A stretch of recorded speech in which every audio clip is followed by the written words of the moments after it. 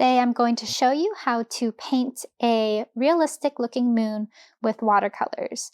It looks very complicated at first, but the trick is just layering individual thin layers of watercolor to build up that depth that you see when you're looking at the moon. So first things first, I just create a circle of water, which allows me to drop paint onto the puddle, and you can see the paint diffusing through this puddle. If I did this on dry paper, we would not see the same effect.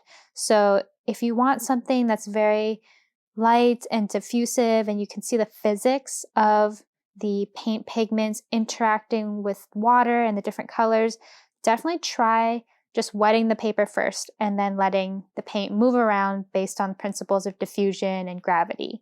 So here I'm just alternating layers of this nice coral color that I'm using and a pure white mixed with water. And here I'm just kind of trying to block out the main regions of lightness and darkness. And I'm using a reference, a photo of the actual moon, which I find to also be really, really helpful. Whenever I'm painting something, it is way easier for me if I'm using a photo as a reference instead of just drawing from my mind.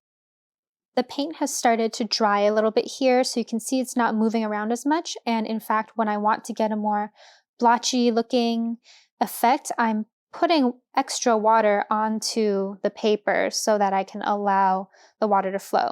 So play around with drying the paper using a tissue like you just saw, or adding more liquid, and experiment with different effects. I put so many layers of this on before I finally felt like I had the dark and the light in the right places. And you can see here it still looks quite binary with kind of thick whitewash and contrasting blotches of pink.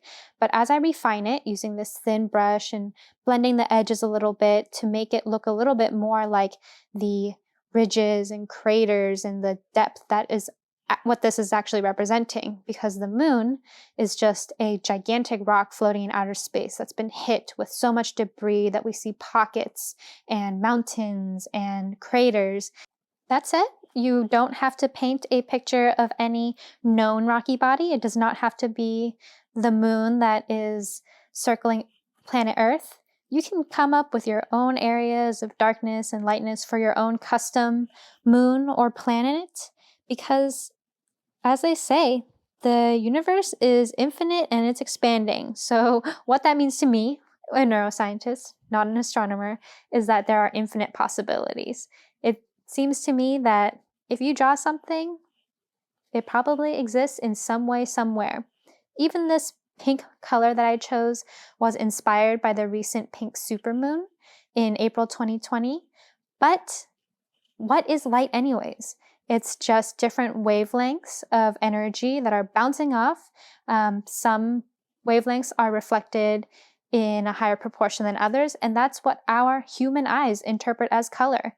But other animals, other organisms interpret light, interpret energy in completely different ways. So get creative with it. It's art. Make something up. Don't hold yourself to extremely rigorous standards, because that kind of can take the fun out of it. Also, remember to take a break whenever you hit a wall or get frustrated or hungry. I got some great butternut squash pasta here that my partner made me, which is on my noodle Instagram. So here I'm just gonna plug my noodlegram, and I'm also starting to make noodle videos. So please check some of those out as well. All right, time for the fun part. Now we get to add a few more details. You can see that the shape is kind of turning out pretty nicely already, but a layer with some fine details and highlighting areas where you want more contrast or blending can make a huge difference. And you can see my paintbrush that I've been using for the majority of the painting so far is actually really small. I personally like to work with a finer tip brush because it gives me a lot more control. So I would recommend also, if you feel like you're not really able to get the paint where you want it to go, just try using a smaller brush. I have a brush that is comically tiny that I will make sure to show y'all sometime, which is great for little features and details that you can't achieve with a different texture. Oh yeah, you can see that great fine lines of a whitewash that I'm getting with this paintbrush that are mimicking the effect that you see when a impact happens, creating a crater and that outburst of matter that happens when something crashes into the moon like that. Now we're just going to add some speckles and dots. You can really get a lot of texture by doing something simple like adding dots places where you think you might see some shadow. This is also definitely a step that really separates a finished piece from a work in progress. So I definitely recommend trying out different kinds of shading and texturing. I personally really love stippling. I love the very intentional and elegant look that stippling can offer, which are basically shading by dots, but cross-hatching can look really cool. I feel like that gives it a really nice intense look. And I'm thinking actually of doing a whole series of moons or celestial bodies. I saw a picture of Enceladus, which is one of Jupiter's moons, on a live astronomy event earlier in the week. And oh my gosh, it is so beautiful. And it's known for these parallel blue ridges. I think would be really cool to try to capture in paint. So I think I'll start to do a little series of these kinds of paintings. Definitely let me know if you have any suggestions for things to paint. Although I do like to do a lot of space stuff, I'm definitely not an expert, and I'm sure there is a whole wide universe of planets and moons and rocky bodies that I've never even heard of that are extremely beautiful and would be super fun to paint. So please let me know in the comments if you have any suggestions. But I think we're getting pretty close to done with this painting now. You can see I'm just adding a few little extra details in this upper part of the moon and then blotting to get rid of any extra wetness or escaping paint that I'm not a fan of. And finally, my personal touch. I love to finish all of my watercolor paintings off with some Posca paint pen.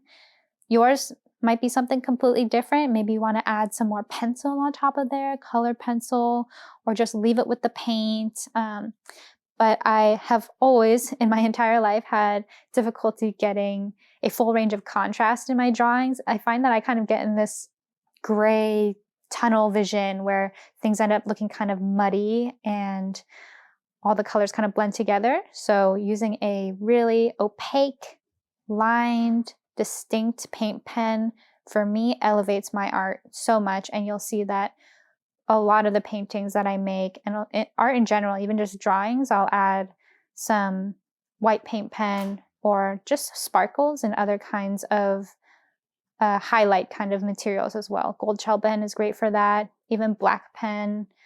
Just play around with the kinds of tools that you like to use for different stages of your art, because you might be surprised and be able to develop a style by exploring rather than setting out with a mission. Okay, I do have to say though that you should probably plan better than me. I do this all the time where I get too excited and I don't plan out well. I am kind of known for not using pencil to start out with, which I also didn't use here, but I think I really could have benefited from it because you can't really tell so much here, but you notice that perforated line to the left on my notepad? Well, that means my moon is actually off center quite drastically in this painting. And I only realized that after I had peeled the painting out of the notebooks, basically, and I had already signed it. So I had to go with a plan B, and I am cutting the painting out of the paper. I'm gonna save the paper. Maybe I'll make bookmarks or something like that, just so I don't waste it because it is very good quality paper. So check out what I do with this cutout moon in one of my next videos. You can kind of see I've got a bunch of weird looking equipment in the back. So please like my video and subscribe so you get notified when I put the video demonstrating what happened to this moon up onto my channel. I promise you it is a really fun one. And thank you so much for following along on my art journey. If you do make moon paintings or planet paintings or anything, please tag me on social media. I would love to see them. I'm Christine Liu Art on Instagram and Twitter. And best of luck with your own little art journeys. Thank you so much for supporting mine, and I'll see you next time.